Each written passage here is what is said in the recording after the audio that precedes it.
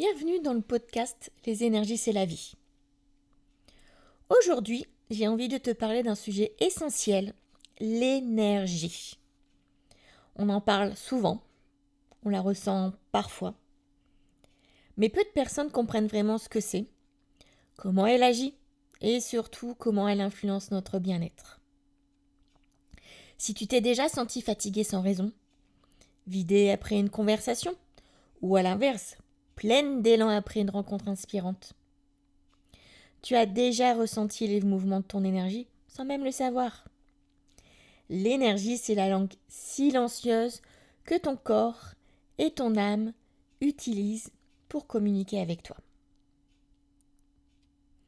Tout d'abord, tout dans l'univers est énergie.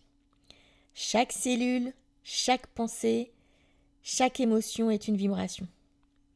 En gros, tous les êtres vivants aussi sont faits d'énergie, même les virus et les bactéries. Quand ton énergie circule librement, tu ressens de la clarté, de la vitalité, une sorte de fluidité naturelle dans tes journées.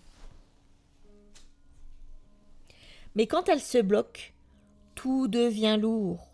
Tu doutes, tu te fatigues plus vite, tu perds ton élan intérieur. Ton champ énergétique, ce qu'on appelle ton aura, est comme un cocon de lumière autour de toi. Il garde la mémoire de ton histoire, de tes blessures, mais aussi de ta force. Il change à chaque instant, selon tes émotions, selon tes pensées, selon ton environnement. Quand une personne te pompe ton énergie, ce n'est pas qu'une expression, c'est littéral. Les vampires énergétiques, tu vois ce que c'est ? Elle entre en résonance avec ton champ et capte ta vibration. À l'inverse, quand tu passes un moment avec quelqu'un qui te nourrit, ton énergie s'élève, tu te sens expansive, vivante, connectée. Alors, bien sûr, il existe des blocages énergétiques. Qu'est-ce que c'est ? Un blocage énergétique, c'est une zone où la vie ne circule plus. Il se forme à chaque fois qu'une émotion n'a pas été pleinement vécue ou exprimée. Quand tu retiens tes larmes, que tu ravales ta colère, que tu restes dans une situation qui ne te convient plus par exemple, ton énergie se fige.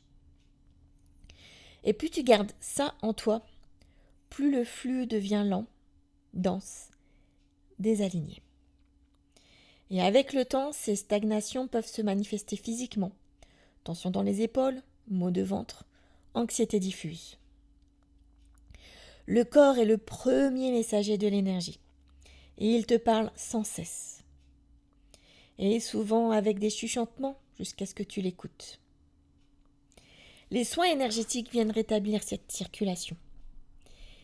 Ils nettoient les couches qui se sont accumulées, les mémoires anciennes, parfois même transgénérationnelles. C'est comme si l'on ouvrait une fenêtre dans une pièce étouffée. L'air revient, la lumière aussi. Est-ce que tu aimes l'image ? Est-ce que tu imagines bien la scène ? Alors tu vas me dire, quelle solution ? Quand ton énergie se remet à circuler, tu sens tout ton être respirer. Le mental s'apaise, les émotions se rééquilibrent, la fatigue s'allège. Tu retrouves une clarté intérieure, une confiance naturelle. Les femmes que j'accompagne me disent souvent « Je me sens à nouveau alignée » ou « Je respire différemment » ou « Je sens que je reviens à moi ». C'est exactement ça. Un soin énergétique te reconnecte à ta propre lumière. Et ce n'est pas quelque chose de magique ou d'extérieur à toi. C'est toi, et toi seul, qui à travers le soin, t'autorise à te libérer et à redevenir pleinement toi-même. Ton énergie est ton langage intérieur le plus pur. Apprendre à la connaître, c'est apprendre à t'écouter vraiment. C'est la première étape pour retrouver ton pouvoir et ta paix intérieure. Dans le prochain épisode, je te partagerai ce que vit réellement une personne pendant un soin énergétique, ce qu'elle ressent, ce qui se passe dans les corps subtils et comment cette expérience transforme profondément la manière de vivre, d'aimer et de respirer. Merci pour ton écoute. N'hésite pas à partager l'épisode. Je te souhaite une très belle journée et je te dis à bientôt dans un prochain podcast.